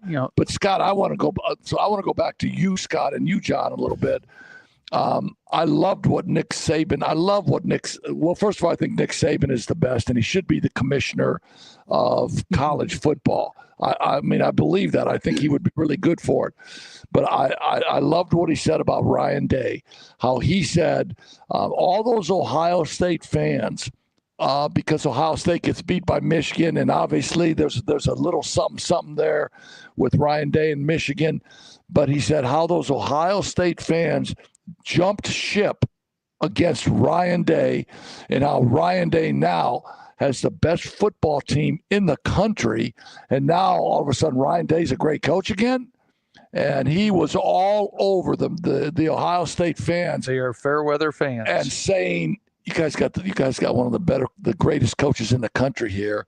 I mean, stay with them. John, did you hear those comments, or what are your thoughts about Ryan Day? Yeah, I've heard a lot of comments about that, and it's real interesting. The same kind of heat came to Marcus Freeman. Remember, after they lost to Notre, let's get rid of Freeman. He's not going to get the job done. He's in over his head. Back school, for criminy sakes.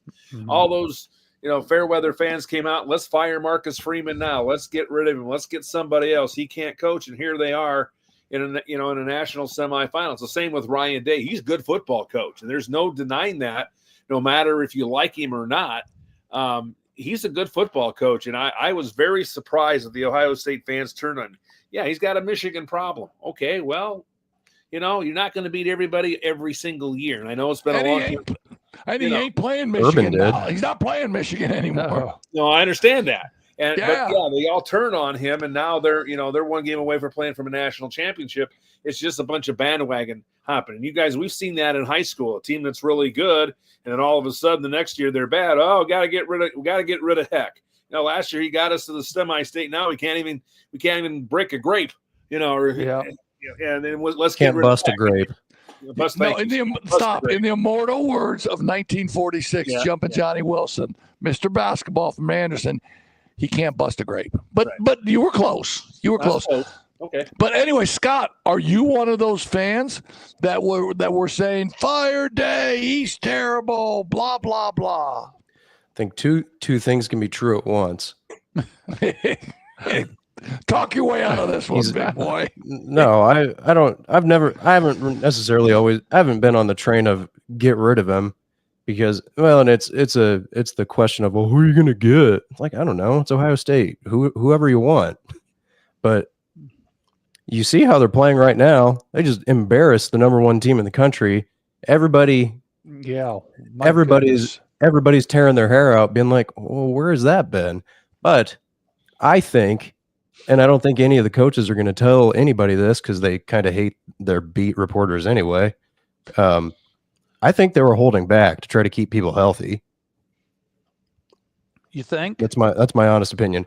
Because if you look at it, I don't believe that for a minute. Because they were one of the slowest. They were one of the slowest tempo offenses in the country during the regular season, and now they've all of a sudden turned it up, and now they're scoring 40 points a game on two of the best defenses left. But I mean, in the coaching profession, and we've been in the coaching profession for 100 years probably total, but I don't think I've ever gone into it saying, let's hold back tonight. We did whatever we could to get a dub, right? Oh yeah. We didn't pull the Kansas City Chiefs like they did yesterday. No, we did everything we could to get a dub. They're not resting players and saying, "Oh, don't play." But don't you're play thinking as hard philosophy. as you can. You're thinking philosophy. Let's go back in the huddle and they were huddling after every play. They were running the ball a lot. They were snapping it with 5-7 seconds left on the play clock. They went from a team that would almost run 80 plays a game down to like 65. Mm-hmm. Well, you brought up a good point, because one of the things I was going to talk about in transition here, Notre Dame, one of the things I would think about is what went well for Oregon in the Penn State game a month ago.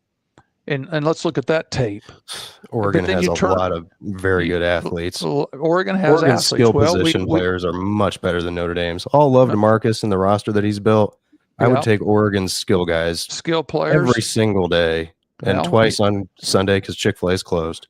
And then they turn around, like you said. Let's talk about last week's game, Ohio State and Oregon. My goodness gracious, what was it, 38 to nothing at the half? 34-0. Well, 34-0? I mean, there's no question in my mind. That Rose Bowl game, my goodness gracious. And I'm a diehard Notre Dame guy, but there's no question in my mind that Ohio State's playing the best of any team in the country right now. Now, at the end of the day, Can they keep that up?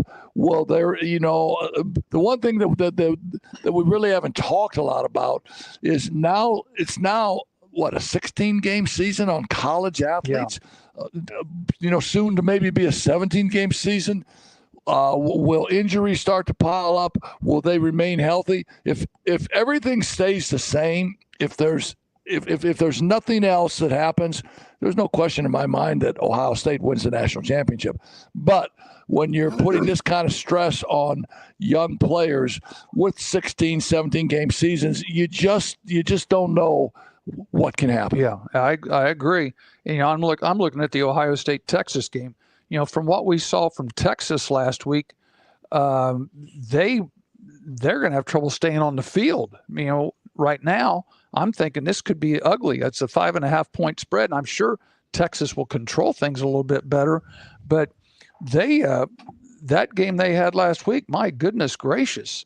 And Texas hadn't had a running game anyway. They couldn't run the ball, and Ewers couldn't throw it that day particularly well either. Even though they did end up putting a lot of points on the board, but it went overtime as well. And like I said, he made some plays late, which I was very impressed. And that's why Texas is one of the Final Four teams. But can Texas play with Ohio State? I don't know. Spread Scott, right what do you now, I think? is spread right now is 5.5. 5.5. But the thing I was looking at too, Notre Dame is minus 120 on the money line. So they're still favored. Penn State's only plus 100, which is basically Vegas saying like they're even.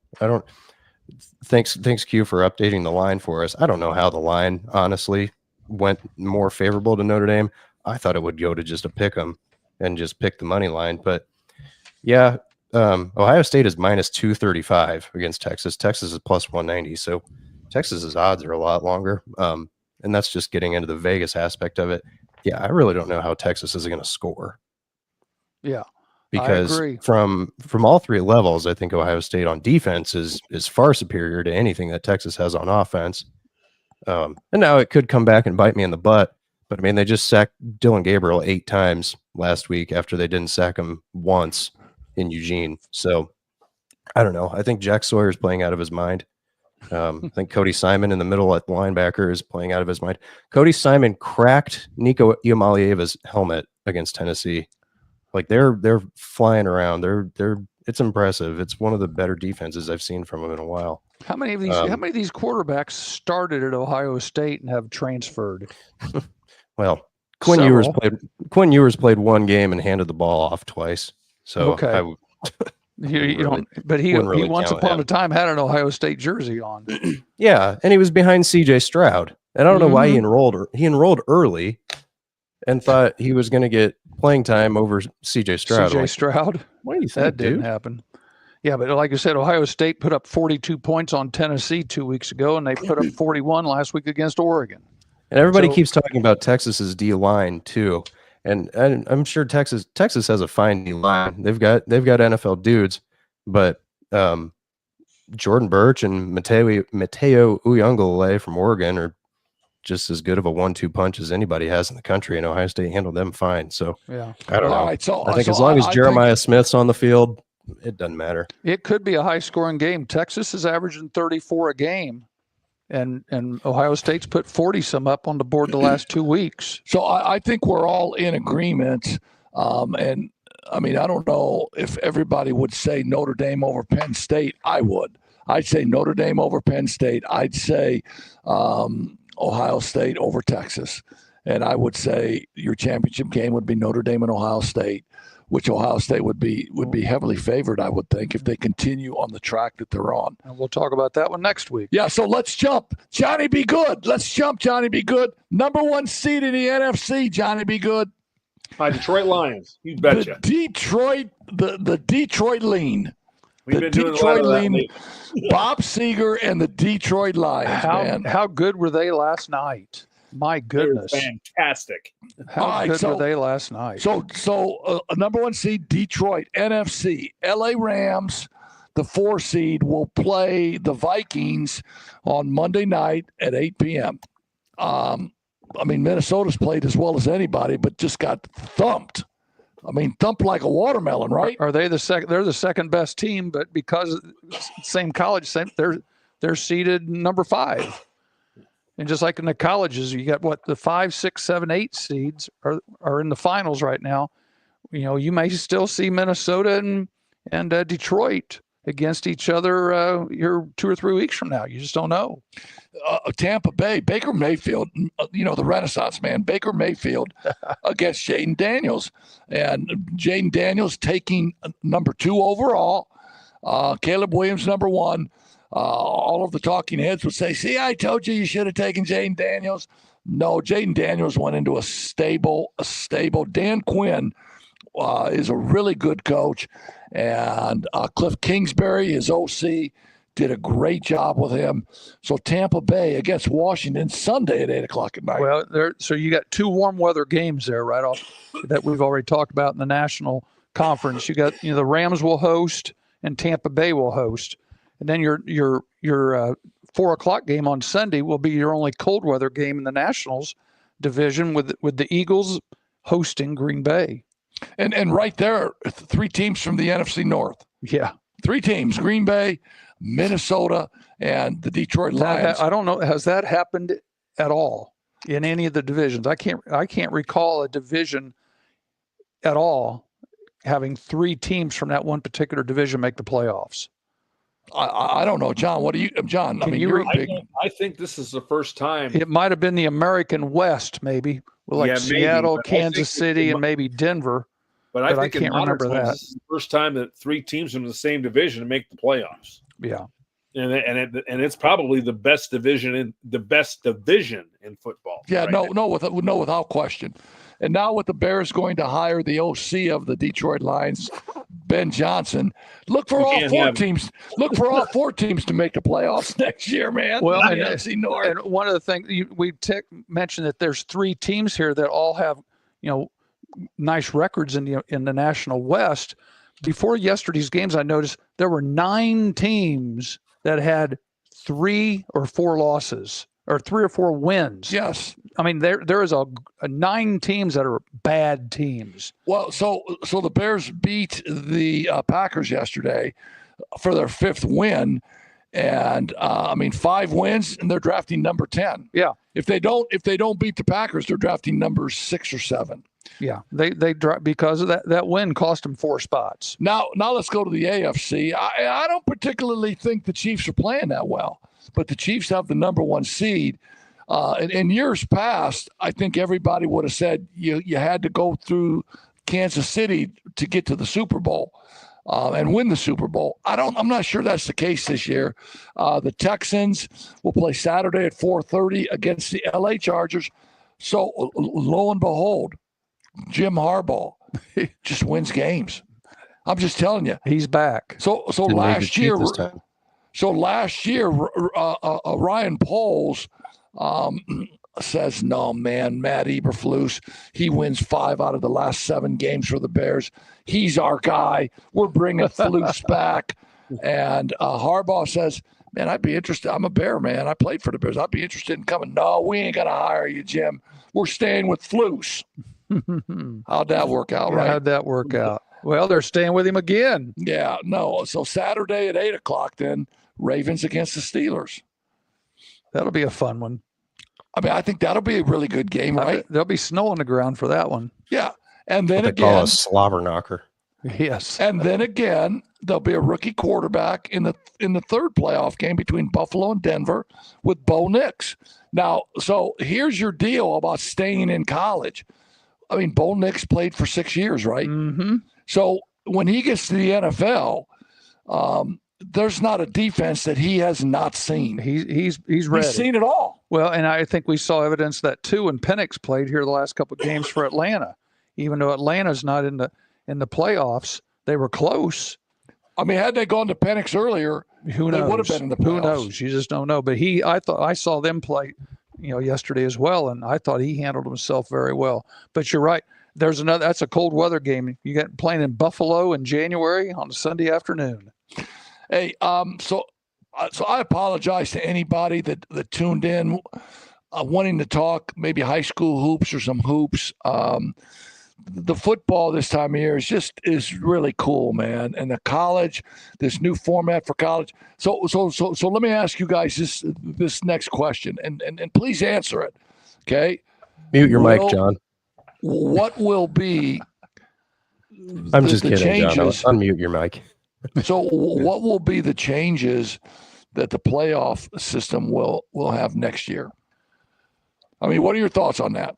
I mean, John, I don't think it's going to start. happen next year because they're contracted for the first two, and then they can change whatever after they the make next year. changes, what do you think the changes are going to be? I think you get rid of the buys. To be honest, sorry about my dog barking. You're going to add more teams. They might add some more teams and get rid of the buys. Or do you go back to 8? Well, I've heard both. I've heard you go to 16, and I heard you also go to 8. But they get rid of the buys. I think 12. I think 12 is a good number still. If you go to 8, then you're going to lose some of those automatic bids at the conference championships, because those automatic bids, like we saw this year, kind of remind me of some of those small colleges in basketball that end up being 16 seeds, in the tournaments. So will they forget, or I mean, say, I'm not interested in the conference champions here. I want the 12 best teams in the country, and I don't care if you got 2 losses or 3, but if your power numbers are good and your strength of schedule is good, because obviously in any tournament, there's going to be lopsided scores, right? Yeah, there always has been. But did people predict that? Now the crazy fools from Alabama should not have been in the tournament. But were there some other teams around the country that should have been in ahead of SMU, ahead of Boise State, or some of those other teams? And will those committee members say, I'm not interested in the conference championships. I want the 12 best teams. And how do you go about saying that this team is better than a conference champion? Any validity to that, John? I agree. I think you got to get rid of the conference championships. And I noticed Q just said something about getting rid of the buys, expands to 16, and call the books from the basketball selection committee. We do this with NCAA tournament. We're taking 64. We're 16 in 4 brackets. We play ball. Let's do this with football. I think it's easier still. I think it's still easier though in basketball because you have such a much bigger body of work to where you can really know. Like, I mean, an 11 seed. I think what seed was Butler when they made it to the title game that one year? Were they like an 11 or a 12? Pat, come on, that's your school, man. I don't remember. But in reality, hold on, time out for a second. But I know they were. I know they were magic mind up. Oh, yeah. I know they were wearing blue or black most of the games. They did not wear white very often. Mind promo, Kochak. Let's say they did not wear white very often. But the whole thing in college football is, I think you can expand the field to 32 if you want. You could just expand it to 64. But I think you're seeing this year, there's really only about 6 teams that are really, truly national championship caliber. But I was listening to one of the other shows that I listened to. They covered Northern football, and they were saying in this era of the playoffs, though, like a season like Indiana, it matters this year because they actually still have something to play for. And in seasons prior, you can say, okay, Indiana went 11-1. They got killed by the only good team they played. Congrats. Have fun in the Pop-Tart Bowl. Mm-hmm. And so you tell those guys, hey, now you have a chance. Like, people may not think you have a chance, but you have a chance. But I think if the conference championship games are still going to be played, then they need to, in the Power 4 at least, the conference championship should only guarantee that you get in and not the buys. However, I will say the 2 times where the teams that got the 2 times that were Power 5 teams, the 2 teams that had the buys, Oregon and Georgia, were underdogs in their games. So all 4 teams that got buys were still underdogs. So is the seeding wrong?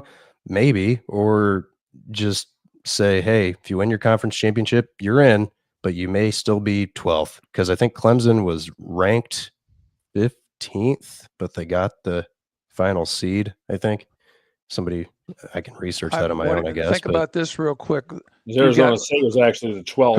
I'm going to say, who were the two teams? It was Arizona State and Boise that got bumped, and SMU that got bumped up, right?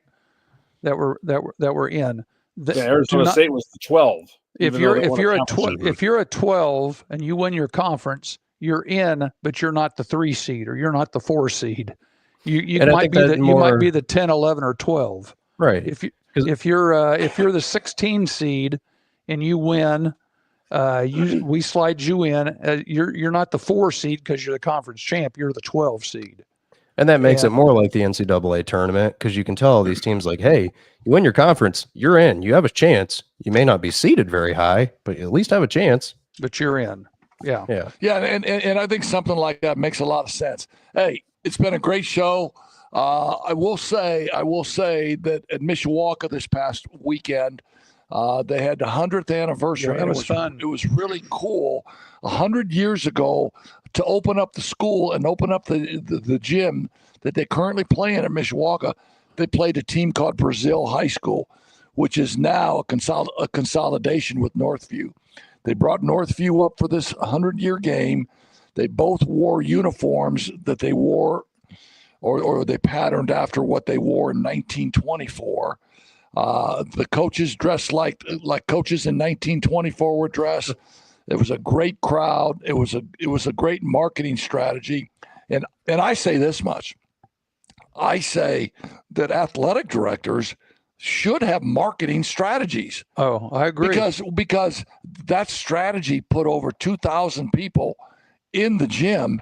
And it doesn't have to always be a 100-year game or whatever. Yeah. It could be games like bring in reunion teams. We're bringing back Pat's 2010 sectional team, his 2014 sectional championship team. Those 30 players, their families, and everybody else will want to come in. Yeah, it's called Marketing 101. Well, man. and what did they do? They brought in at one of the quarters. They introduced you. Yes, I was just going to say they all came to see Heck get his. They introduced Heck, got a basketball for the trophy case for his Hall of Fame induction. Another quarter, they introduced all the former basketball players and brought them out 10 years at a time. If you were from the 2000s, if you're from the 90s, from the 80s, from the 70s, that was fun. It was really cool. That was fun. And then they brought at the end of the third quarter, they did brought cheerleaders out from the old days and actually did a cheer and let them join in on a cheer that they've been doing for 100 years. And I got to tell you this much: so Brazil or Northview had a cheerleader that was 93 years old. Yeah. She was doing cartwheels. She came out on the floor doing cartwheels and a round off. I'm going, are you kidding me? I'm surprised she was allowed in Brazil. I'm surprised she was allowed to fly. Unbelievable. All the way from Rio de Janeiro. So back in 1920, Brazil, down toward Terre Haute. So back in 1924, not the nation. Yeah, they ended up taking a train up to Mishawaka to play. Well, if you remember, they told the story that the night before they'd played in East Chicago. Yeah, took a train. And then stayed all night, and then Mishawaka. Took a train from East Chicago over to South Bend to play in Mishawaka. So it was a really, really cool event. Hey, John, I want to thank you for coming on tonight, spending a little time with us. Your input and your views are always spectacular, and we certainly appreciate everything that you do for us through your broadcastsport.net company. Well, we appreciate it. I love talking sports. By the way, happy birthday to you, Heck, and again, congratulations on the Hall of Fame induction. It's about darn time. Thanks. Hey, stay put real quick. We got to hit one more ad spot, and then I want to come back just real quick and get everybody's score predictions for Thursday. All right. Since we're not gonna meet again until afterwards. Okay. So we're gonna come right back. Make our score predictions. They are guaranteed right, 100%. Please bet your mortgage on it. Don't. When the time comes to say goodbye, you want a place that offers more than just services. You want care, understanding, and support. Han Funeral Homes in Mishawaka has been helping families honor their loved ones with respect and compassion since 1976. Their team of caring professionals takes the time to understand your needs and offer personalized solutions that reflect the life and wishes of your loved one. From traditional funeral services to cremation options, Han Funeral Homes is here to guide you through this difficult time with grace. For more information, visit hanfuneralhomes.com or call 574-255-1474. Finding private health insurance can be stressful. What if it didn't have to be? I'm Tony Letcher, licensed insurance agent. I prefer to personally meet with my clients so I can get a better understanding of your needs and budget. I can even review your current coverage. I don't want you to be my client today. I want you to be my client forever. Call Tony Letcher today to schedule your free consultation or visit tletcher.com. Looking to get your driver's license? Frick's Driving School in Mishawaka makes it easy with the Indiana State Driving Exam in-house for just $65. No formal driver's education is required. If you're 16 years and 270 days old, which is like 9 months, and have held an Indiana learner's permit for at least 180 days, which is like 6 months, you're eligible. Frick's provides the vehicle. Just bring a ride to and from the office. The exam takes only about 20 minutes, and you can walk out with your official Indiana driver's license, which we call an operator's license. To schedule, call 574-256-0650 or visit fricksdrivered.com. Hey, we're back with our final segment of Coach's Corner. You can see our beautiful faces here with the great accompaniment of the Black Sedan Band from Birmingham, Alabama. And as we're continuing our dancing on the grave of the SEC because their darling teams all got beat by Big Ten teams and Notre Dame, which is a de facto Big Ten team anyway. I have one thing to add for you guys. You were talking about if 3 teams from the same division had ever made the playoffs in the same year. I asked ChatGPT. It was one time in 1983, the AFC West with the Seahawks, Broncos, and Raiders.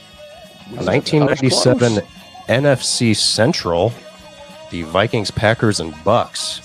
And the 2002 NFC East, Eagles, Skins, and Boys. So there's your trivia. All right. There we go. All right, scores. Now, score predictions. John, what do you got, John? You going to do both games? 28-24 Irish. Okay. And Ohio State. How about the Texas-Ohio State game? You got one for that?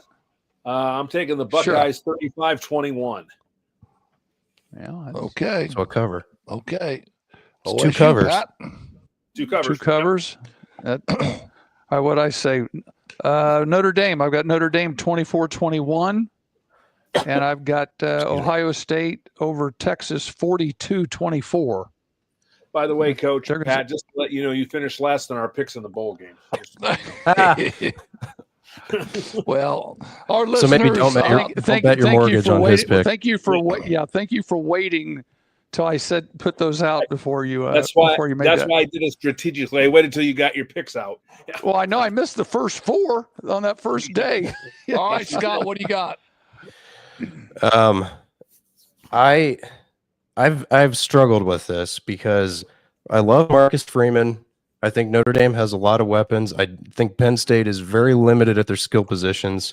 My only thing is I don't know who guards Tyler Warren, and I think Penn State doesn't make the same mistakes that Georgia did. But I think this is another slobber knocker. So I'm saying Penn State 17-14 walk-off field goal.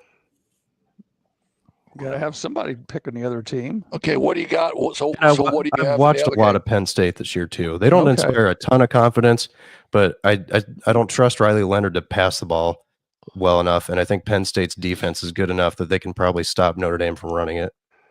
So what's your Ohio State, Texas? 38-10. Okay. All right, I got them just written because I'm down going. Yeah, just because you're going to be there. That'll be fun. I'm undefeated in meaningful Ohio State games I've been to. They lost last year against Missouri, but that was with the 3rd-string quarterback and nobody else. All right, so here's mine. I'm going, and so I've got it written down, Scott, before you said it. So just so you know, I'm going Notre Dame 17-14 over Penn State. I got Notre Dame 17-14. I think Notre Dame's defense will be good enough to control Penn State, and I think their offense will be just good enough to score 17 points. I'm the only one that I guess believes wholeheartedly in Ohio State, because I got Ohio State 49-21 over Texas. Okay. All right. There you Guaranteed go. 100% right. I may do a quick after hours with producer Scott on Thursday, maybe right before the game or right after it. Okay. Not totally sure. Stay tuned for that. Check our YouTube channel. That's a great reason to subscribe and turn on notifications, because when I do my little rambling show where it's just me talking into nothingness, But you you've get had some notified good, of it. You've had several people get on the comments and have some good chats with you too, which is reassuring. Yeah. So Yeah. I'm famous. All right, hey, thanks. Watch out, Josh Pate. I'm coming for you. There you go. All right. Well, next week we'll talk some more football. We'll talk some wild card. We will talk the college games, and we will also include some high school basketball as we're getting here into the month of January for high school basketball in Indiana. So thank you, everybody. We will see you next week. Hey, peace. Have a good one, and we'll see you next week. I think we got some food here tonight, right? Yes, we do. All right. And your pink Birthday lemonade. food. Oh, got the pink lemonade. You guys didn't invite me. All right, Johnny. Be good. See you, man. Take care. See you guys. Happy birthday, Hack. Thank you, man.